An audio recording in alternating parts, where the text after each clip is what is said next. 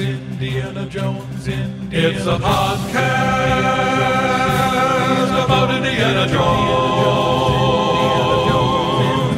Every movie, 1 minute at a time. Indiana Jones Minute. Welcome back to the Indiana Jones Minute. This is the podcast where we share an awkward and ultimately very disturbing smile with the film Indiana Jones and the Last Crusade, 1 minute at a time. I am Thomas William Marcus Taylor Jr. because I gotta pick up the slack. Yeah, Jerry just ditching old Marcus. And I'm Pete Christopher Marcus Mummert. Oh yeah, there you go. That's how it is. We know what I'm Gerald Christopher Saint Facundius Porter. It's disgusting. What? Look him up. You're the only person I know that can make a saint sound like a swear word. Yeah, really. Google my name, Saint Facundius.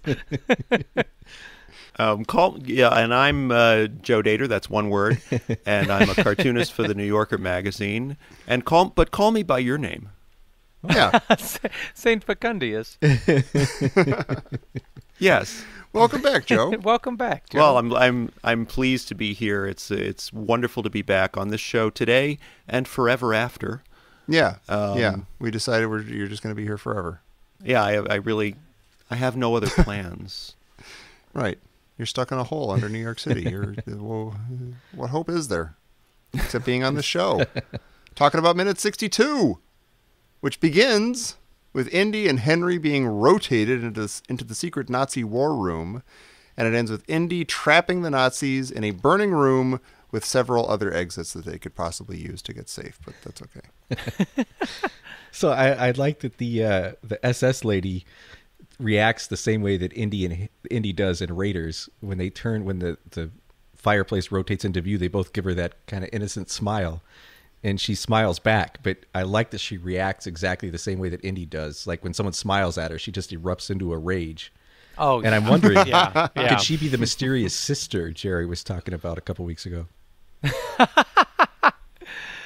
Oh, you found like some wiki thing said that Indy had a sister. Yeah, right. Well, yeah. Dad gets around. Yeah, Right. Yeah. Not his first time in Germany. he's popular with the Austrians. You know what I mean? That's a euphemism. But That's amazing. Yeah, this is Indy get a taste of his own medicine here, right from that Raiders smile punch. Mm-hmm.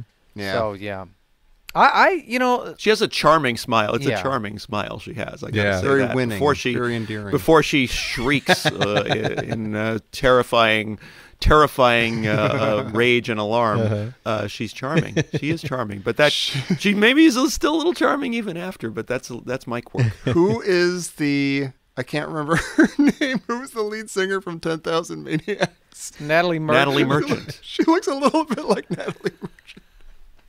10,000 Maniacs of all groups. She looks I'd a say little more bit than like her.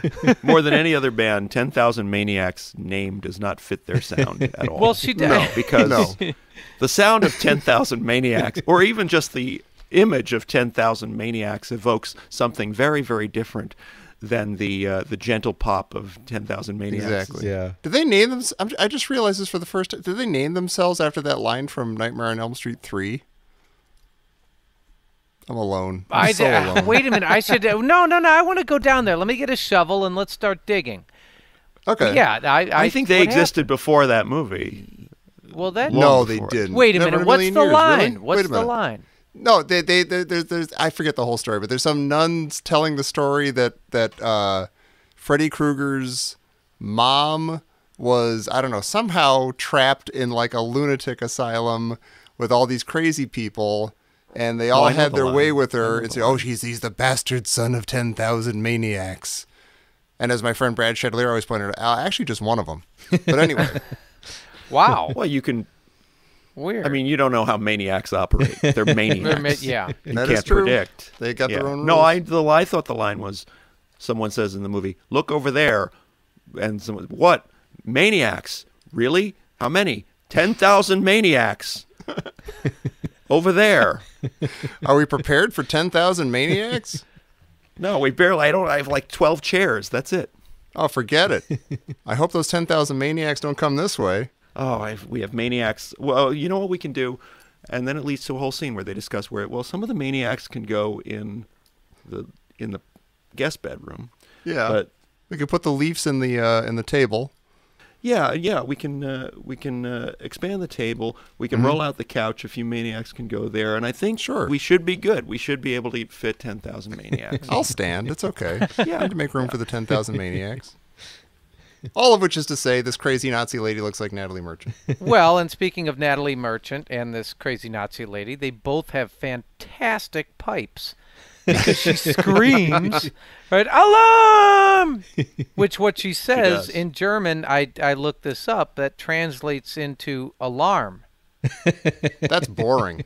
That's actually really funny because I never knew what she yelled, but yeah, like if you look at I fell into your trap of looking at the subtitles on Amazon. It's a horrible thing. And it just says flat out alarm in English, that she's yelling alarm. Yeah, it's spelled the same in both languages. Oh, it is? Okay. That was the point there, Tommy. I looked it up. I did a Google Translate. Alarm in German is alarm. No, it isn't. What's the point? In English, it's alarm in English. In German, it's alarm! You actually have to That's true. Scream it. It's indicated. Yes, if you look it up in the phrase book, it's indicated in parentheses, screaming. Screaming, yes. You always have to scream it if you're saying it in German. That's the difference. Now, let's talk about this room for a minute, okay? Because I'm wondering, so before that room became the makeshift map room or war room or ancillary war room map room from the upstairs Seems like the communications technicians in there. But we already had one of those. There's another one. Is it the same one? I don't know. Is it? Well, no, because the other one they were doing, it looked like war planning, like they were doing some They're kind of war playing game. Risk. But aren't they doing that here? Yeah. Yeah, they're doing these that guys, here. They are, but this guy's also like talking, like they've got all the radio guys. True. I thought they had radios over there too. But they had a map. Could this be the same room, or because they were looking down on it from a balcony? That's so if you a look crazy up, is there a balcony? question.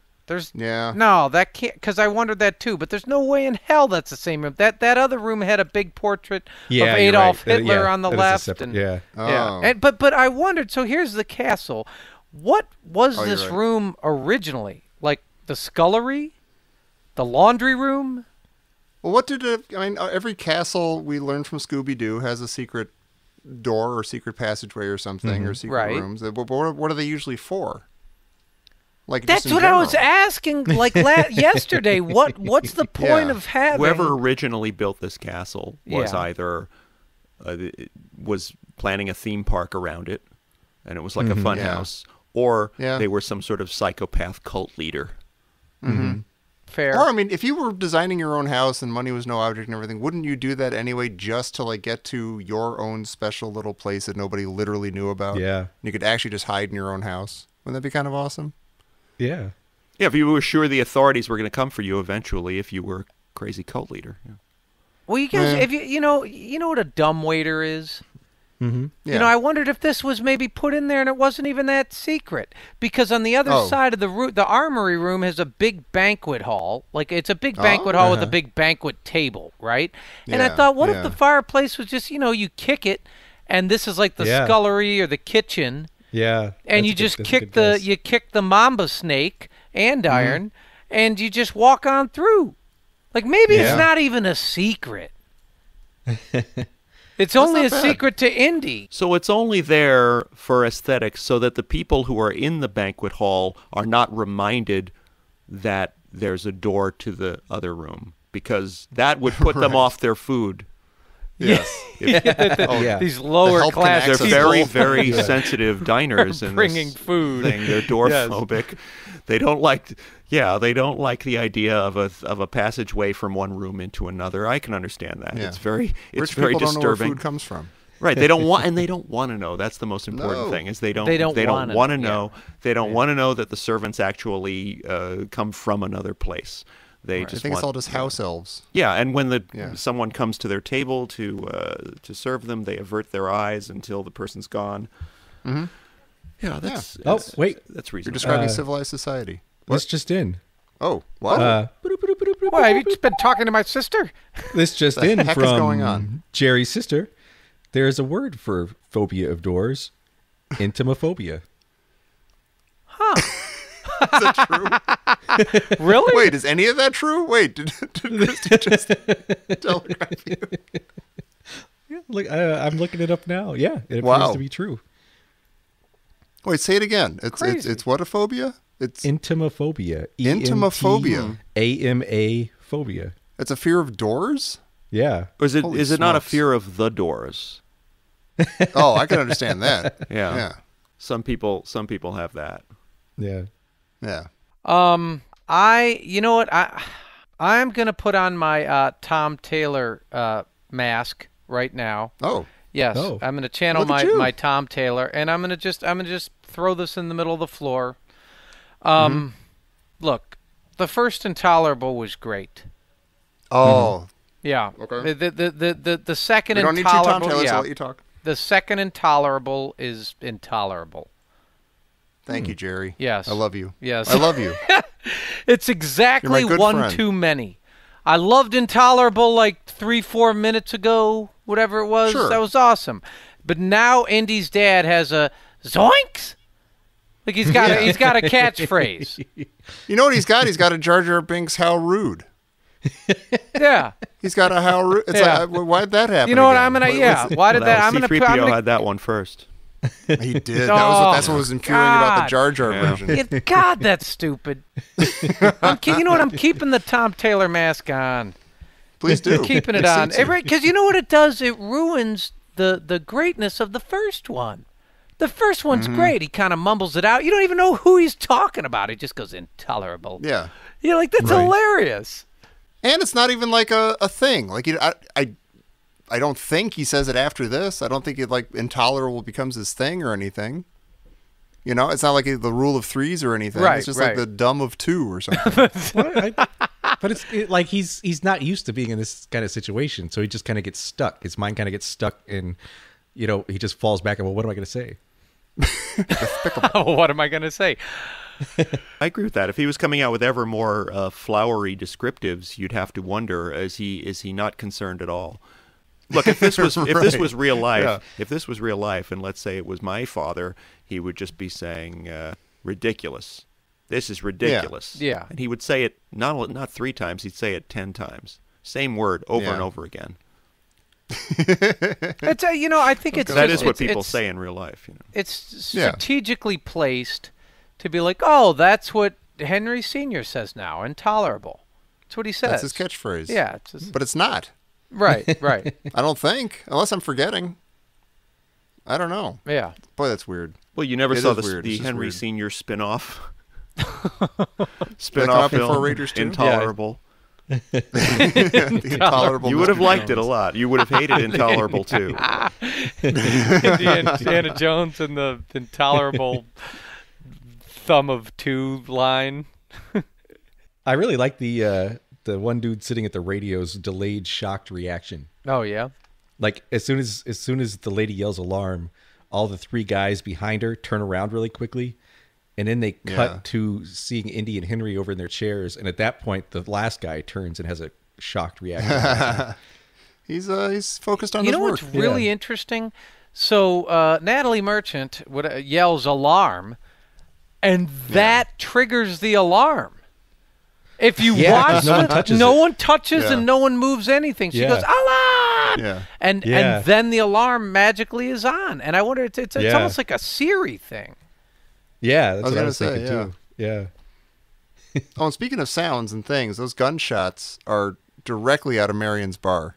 Yeah. They're just it's making me nostalgic for Raiders.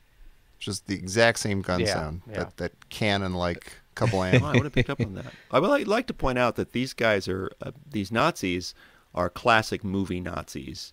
In Yeah. that these are all supposedly communications technicians or something working in there. They're doing something, but as soon as there's an alarm, they're all armed to the teeth, and they all to a one whip out their guns and start firing. And they're ready to do that at a moment's notice. They're all Nazis are ready to do that, no matter what their jobs are. So the communications technician, the janitor, they've all got the Sten at their side, and they're ready to go. So in a perfect world, these guys would all be elementary school teachers, of course, just ready to go. The first shadow of a threat, and out comes the gun, and they're firing. So we can look forward to that. Well, I think they might be stormtrooper surrogates here, like from Star Wars, because we get some the music here sounds almost identical to the Jawa Sandcrawler music when they. It does. It does. I want to ask you guys: Did anybody realize that there's a clock on the wall? And would anyone like to hazard a guess what time it is? Oh. No looking, no peeking. Not even you, Joe Dator. Okay. It's night. Wait, is it nighttime? No, I'd say I'm looking, but I can't tell time.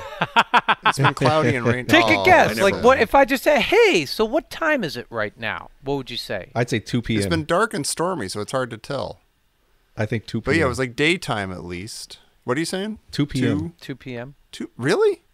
I'd say like 6:30 p.m. maybe. Joe. Well, think none of them are watching TV.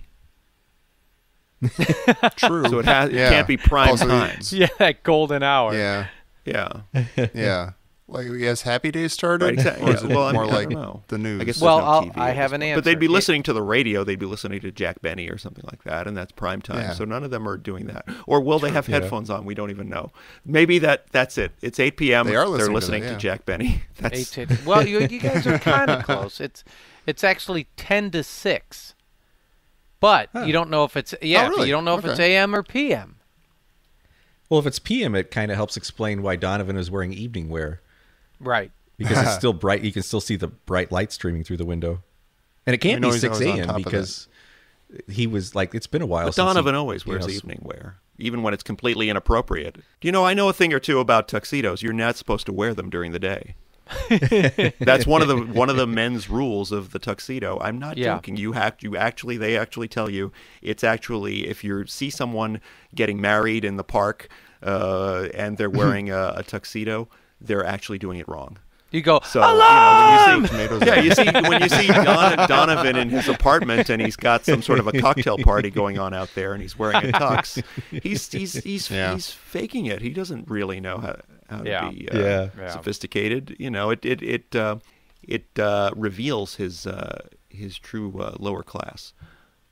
What is he supposed to wear though at that time of day in that kind of situation? There's at a day party? Formal wear. He could wear like a suit, but not like a full, really not nice a full black tux like he that. Could, That's he could not day Donovan. Wear. Okay. You know what? Only evening wear.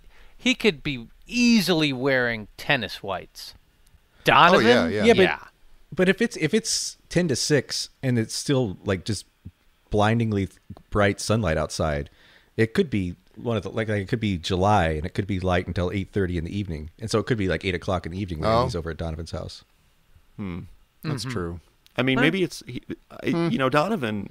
He has that in common with Winston Wolfe, who in Pulp Fiction, who we meet at a party, at a function in a tuxedo, and yet it is apparently 6:30 in the morning based on timeline of the movie. Seems to be 6:30 in the morning based on that. So he's that guy who just wears a tuxedo all the time and seems to have a cocktail party going on at all times in his house. All times, yeah. Yeah. I like there's an irony that there is fire everywhere except for the fireplace. Yeah. That is. It's classic Jones Boys rumpus. I like that fireplace. I get a real put the candle back young Frankenstein thing going on from that fireplace. It's a lot of fun. Yeah. It is. And I get a very Batman and Robin vibe when they both drop down from inside the chimney somehow. Yeah, there's something like, you know what? Okay. Nazi can mugs. Somebody, yes, and they both get the theme, the Raiders theme. The Raiders. But it takes a weird left turn. Yeah. Yeah, it goes. Sing it, Pete. You know my secret superpowers. I can't sing, Jer. That's your secret superpower. You can't sing. I like it. That's awesome. But how do you think they got up there? Is Henry spry enough that he could just climb up there, or did Indy have to lift him? That's really good. I have no idea. I was going to ask you guys to explain this to me. I don't understand any of this. They go back in. So Indy, he just wriggles out. That's all he does. He didn't do anything magical. There's no lucky charm. There's no. I mean, it's as lucky charm as is truly the sort of symbolic lucky charm. Is lucky. He just wriggles out of the rope and that's it, right? Yeah. And then what the hell happens? They jump up into the chimney flue? It's like a Jedi jump. Yes. Yeah, exactly like a Jedi jump. They just, his dad, how old is his dad here? 70? Yeah. Yeah, I don't know. Wait, how do they do that before the... Yes. You know what? This really doesn't Thank make you. sense. Because the door, like when they get out of the ropes, the door is completely closed. How do they... Although if that is at all a fireplace, I guess the chimney would be... Would be on that side. But how do you how do you hold yourself up in the chimney flue? I mean, is there like a bar up there maybe? Or you just like kind of parkour yourself up there or something. Wait, what is the verb you used? Parkour. What? Yeah, you just kind of parkour yourself. Just like, I'm going to bounce off this wall and off this wall. And here the music, I'll do it. Goes dun dun dun dun dun dun dun dun. It gets really weird. Yeah. It takes it takes a weird left. Do you think they were up there giggling before the Nazis came in? Yeah. Yeah, probably. It's interesting. I want to mention that these guys do something that I love when Nazis do in movies. Did that make any sense? They do a thing that when Nazis do it in a movie, I love. They Nazi movie thing do that love I, which is they go schnell, schnell. And that's my favorite thing when Nazis do that in movies. And that's, again, classic movie Nazis. Yeah. They go, schnell, schnell. Yeah. Well, the one guy yells, fire! Yeah. Kind of reminded me of Marion's Bar, the henchman, right? Yeah. Oh, there's something else that reminds me of Marion's Bar. So, we had Nick in Marion's Bar. When this guy, when Indy beats up the guy and the door comes back around, he goes, Neil. You okay, Neil? You okay, Neil? Or maybe he just means, no, it's okay, Neil. Poor and then Neil. the guy falls. Poor Neil. The long-lamented Neil. Yeah, he sees the dead radio man when he comes back around. Oh, my God. Neil. I do like that business about the thing going around and then it comes back around. He and does. I just listened to That's it. pretty fun. He does. Neil. The guy's really upset. He's like, Neil! Yeah. Does the fireplace swivel at 2 speeds? Like a fast and a slow? Oh. Yeah, maybe depending on which snake you hit. Because it looks like there are 2 of them there. Yeah, That's well, pretty that would make sophisticated sense. mechanism to get in there. That's why you can't light a Not fire. only that mechanism, but 2 speeds. Yeah. To get it with gears. And why does it stop halfway around that one time? Yeah. Like every other time we've seen it go, it's spun all the way around. Yeah. Well, because it's with the young Frankenstein situation. They put the candle back. Right. Well, yeah. So wait a minute. So what? So maybe let's just say you hit the mamba snake andiron on the left, and it goes halfway around. Mm-hmm. And if you hit the mamba snake andiron on the right, is that a full spin? And if it is, when would you choose one over the other? To be fair, maybe this is it. Like when it opens and stops halfway, that's when the Nazi guy opens it from their side with that foot pedal thing. Oh, so yeah. maybe that's the they open it. The halfway open is so that before the guests come into the banquet hall and the help are preparing, they have to go back and forth a lot. Yeah. They leave it open that way. They hide that I think split. that's what I think it is. I think it's one of those sort of like a dumbwaiter type thing. The dumbwaiters were usually vertical, like you'd have to a pulley. Yeah, it was like a pulley that would go up a level. I think this is sort of just Oh, you only had vertical ones in your house? Remember, it's nothing but sad. basements. The way some people have to live. Come on. How have you not made a turbo lift joke, Tom? Oh, wow. Yeah, I'm sorry. You have to retract your Starlog subscription. Oh, it's not fair. I'm sorry. How about this? The thing that I like about the fireplace and the gag of like, Indy and punching the guy out and he comes around and he's knocked out. It reminds me very much of the Star Trek Enterprise playset from the 70s, the Mego one, and the transporter thing was just that. It was literally that. Like you put a character on one side and you spin it around as fast as you can, and you press the button for the side you want him to show up on. Yeah, I remember that. There, I saved myself. Thank you, Pete. I'd like to echo Joe's comments about this. This is a great use of the set.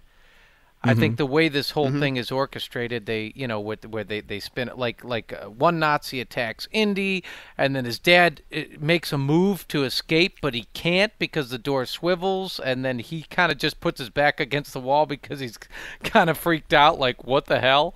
And then the Nazi, and then Neil Nazi comes back around and collapses. R.I.P. Neil. Yeah. Neo-Nazi. It's this thing Spielberg was so good at is he would have a set and it would have facets to it, things, moving parts and things, features, and then he would create a sequence that would milk every possibility of those features. Right. Yeah. It's orchestrated It's exceptionally well. Yeah, and it's a great set piece. It's almost as good as some of the set pieces that were in the first Indiana Jones film from 1979. Which I can't believe you haven't seen that. It's amazing to me, but we can talk about that another time. It's on our list. Eventually, you'll get to it. Well, I mean, it's a priority. You should get to it soon. Have you guys mentioned something I want to bring up, which is this is one of those movies where it was supposed to put a cap on a series and it didn't. Because I was looking into movies that were supposed to put a cap on a series, but they didn't. So, and you just by happenstance earlier mentioned Nightmare on Elm Street 3. Oh yeah, right. Which I think was called the final chapter or something like that. And of course it wasn't. But then there was something called, I think it was there was Freddy's Dead: The Final Nightmare. Yeah, there's a lot of movies. It turns out where there was last or final in the title. And it was a lie. Yeah. So I heard that there's going to be another Star Wars movie after The Last Jedi. There's another Jedi. There's ridiculous. my friend Mark Phillip Eskenazi. My friend Mark Phillip Eskenazi, who's a really funny comedy writer and cartoonist. And I saw him at last Christmas when The Last Jedi was coming out, and he said to me, "For all that money, they'll find another Jedi. Don't worry."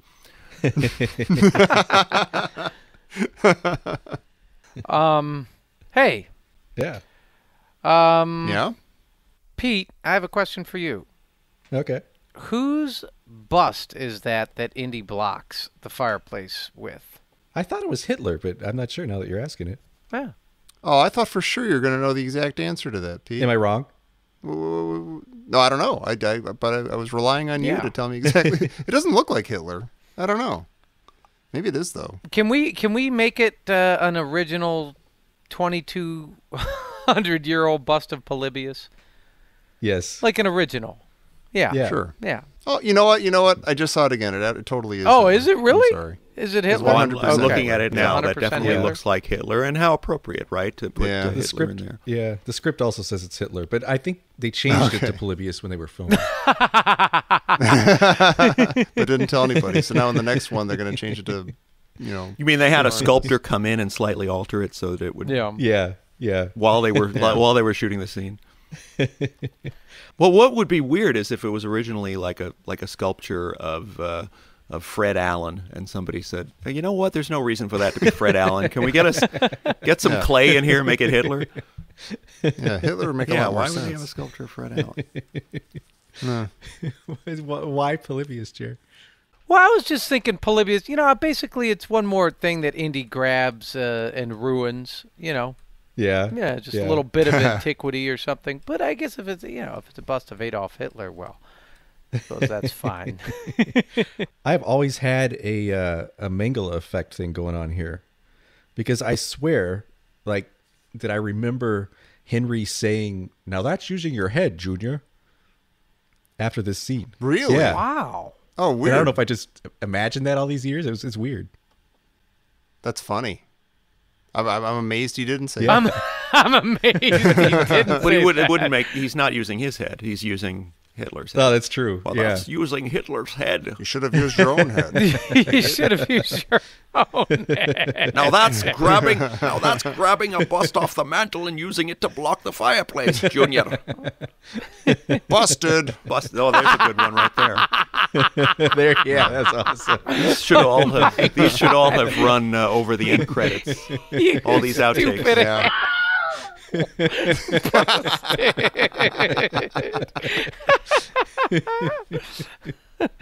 First of all, God. I mean, Professor Jones wouldn't say head; he'd say noggin.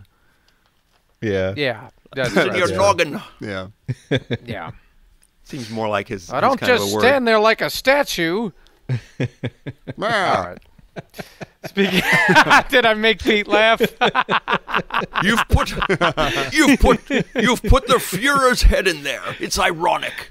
That's what he says in one outtake. There you go. Bowie, real people. Oh yeah. Yeah. Something standing like a statue. It's like Pete already heard from Professor Christy Porter, but I feel like that was a gag. Not standing. Yeah. Yes, something is no longer standing still like a statue. It's the wire. Hey. This just in from Professor Christy Porter. Is Henry Sr. Indy's new damn partner? I like it. Oh, I guess he is. Yeah. It's a nice callback to Marion's bar. Marion's That bar, is nice. the Marion's bar scene and the fire and all Neil. the stuff. Dad, you're something. Nick. Dad, you're Neil, Nick, Dad, you're something. But what's interesting is Henry Sr. doesn't do anything here. Like he does Or does he? nothing. Right. He says intolerable, and that sucks. Yeah, he's kind of bringing it down a little bit. Yeah. Marion saves Indy's life. She shoots that dude from behind. More than once. Yeah, and she gives him whiskey. Yeah. Mm-hmm. It's like his spinach. It can be if you don't like don't like spinach. That's true. Yeah. Or whiskey. Well, I think we've done it to minute 62. Yes, I think minute 62 has had it. We've shoved a bust of Hitler right down its gob, and it's all done. So thank you, Joe. Thank you for helping us. Wonderful. Thank you, and I'd like to dedicate this in loving memory to Neil. Yeah, poor Neil. Yeah. He had a tough time. I think he'll bounce back. He's going to be all right. He left us too soon. He did. Do you want to remind people where they can find you online, Joe? They can find me online. I'd wish to remind them of that. Okay. I am on all the social medias. You will find me on the Twitter. Yes. At Joe Dator, my name, one word, and on the Instagram as well. Probably follow me on Instagram because I tend to post the most cartoons and art there, and I almost never post a selfie, so you'll never have to look at my mug. Beautiful. That's a pitch. That's a good sales pitch. Yeah, that's an enticement, is what that is. Yes. And listen, everybody. What you guys should do while you're waiting for us to come back tomorrow is you should go over to iTunes and rate us and review us and subscribe to us. Make sure that our show shows up on your phone or whatever device you're using every single day, and give us some stars and write some nice things about us. And we'd really appreciate it because it helps us out, helps the show out, makes the show a living, breathing thing that will soon take over the universe. And that's what we all want. And then please come back tomorrow for minute 63 of Last Crusade here on the Indiana Jones Minute. Neil! Oh. Poor Neil. Yeah. Let's have a moment of screaming alarm for Neil. Yes.